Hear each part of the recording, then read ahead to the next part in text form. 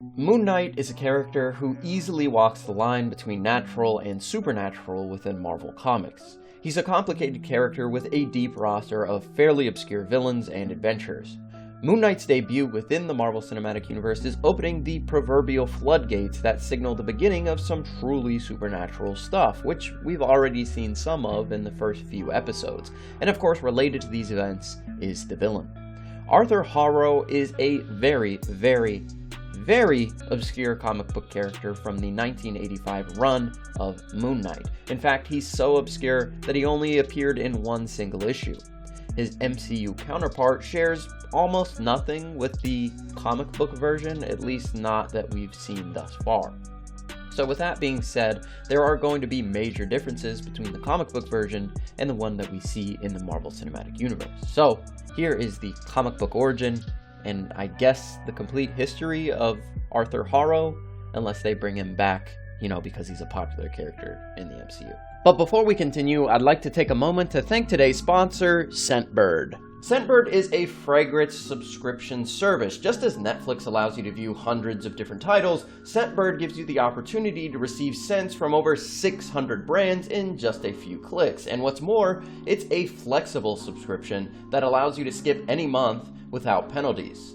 For just $16 a month, you can choose a new fragrance to try every month for both men and women. They feature top brands like Prada, Gucci, and Versace, as well as various indie labels.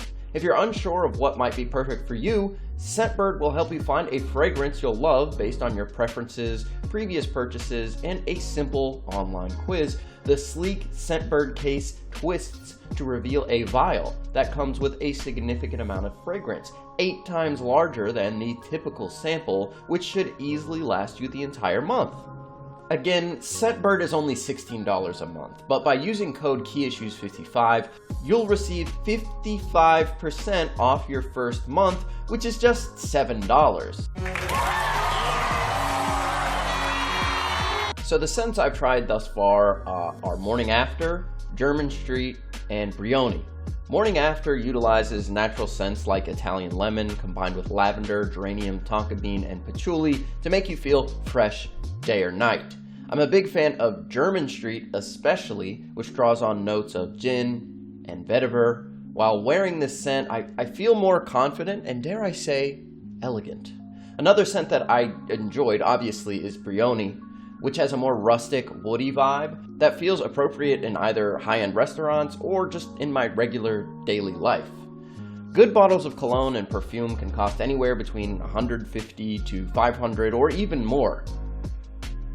Yet, with Scentbird, you can get a luxury fragrance for only $7 using code KeyIssues55. Not to mention, all scents come in these stylish cases. Trust me, you will feel good, which makes you look good, and of course, you'll smell amazing.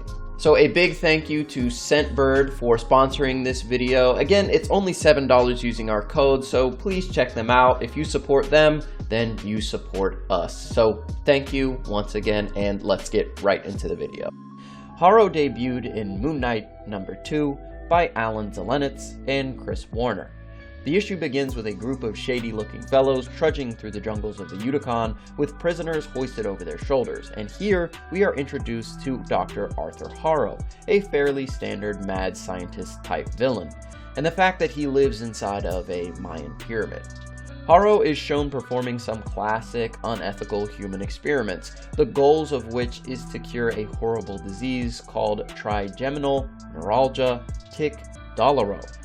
Harrow suffers from this disease, which causes paralysis and intense pain in his face. Back in New York City, Mark is telepathically linked with the priests of Khonshu, who show him visions of Harrow conducting these horrific experiments on people within the Yukon. And while they don't explicitly tell Mark what to do, he books a flight to Mexico in pursuit. After arriving, Mark observes a woman from his visions being abducted, so he changes into his Moon Knight suit in order to follow. But seeing as it's broad daylight, he has absolutely no powers. I mean, he's not the Sun Knight after all.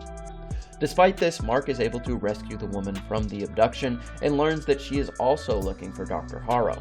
This woman, Dr. Victoria Grail, explains that Harrow is conducting research to determine how to deaden nerve centers in the human body in an attempt to cure himself. However, she is concerned as his research is believed to be unethical, with the whole human experimentation and kidnappings and whatnot. She believes his research is tied to Nazi science that was destroyed after the Nuremberg trials, and it's also revealed that Arthur is being bankrolled by a shadowy organization called Omnium, who never shows up in the comics after this issue. After the sun has set and Moon Knight's powers have kicked in, he and Dr. Grail leave to track down Arthur within his temple. Upon being found out, Harrow unleashes both a jaguar and an army of medically enhanced thralls. Moon Knight is able to easily dispatch the feline, but the soldiers are more difficult as they don't feel or react to pain after Arthur's experiments. Moon Knight realizes that he may kill these men if he doesn't hold back, so he decides to flee with Victoria. During the madness, Arthur is able to escape and, apparently, never shows up in the comic books again, presumably because this comic book series was cancelled after 6 issues. Only the first 4 issues were even written by Zelenitz, the last 2 being written by 2 separate authors. Now, seeing as the character hasn't had any real meaningful impact within Marvel Comics, that makes him a very pliable character to tell new stories within the Marvel Cinematic Universe. The Arthur Harrow we have seen in the show, as far as we know, is a former avatar of the MCU version of Khonshu. However, Arthur is currently working on behalf of Emmett, who wants to cleanse the world of all present and future sin, judging the people of Earth before they have an opportunity to commit whatever she determines to be a sin. Arthur is drawn to Emmett's plan for the world after experiencing Khonshu's seemingly inferior version of justice, which in fact is vengeance, seeking out and punishing those who have committed sins in Khonshu's eyes. While his goals in the comics and his goals in the show are very different, there are some similarities still there between the versions of Arthur Harrow. Harrow in the comics wanted to cure the pain that he feels and still does in the Marvel Cinematic Universe, just in a different manner. He wants to end the possibility of humans inflicting pain by judging their futures instead of curing the physical pain felt by the disease he is inflicted with. So, like I said, there's not a ton of information about Arthur Harrow in the comics. No doubt he will probably return after making his big debut in the Marvel Cinematic Universe and probably be a major part of Moon Knight's comic book world moving forward, but until then, this is all we have. So, thanks for watching, everybody. We do really appreciate it. Remember to like and subscribe, as it does really help us out.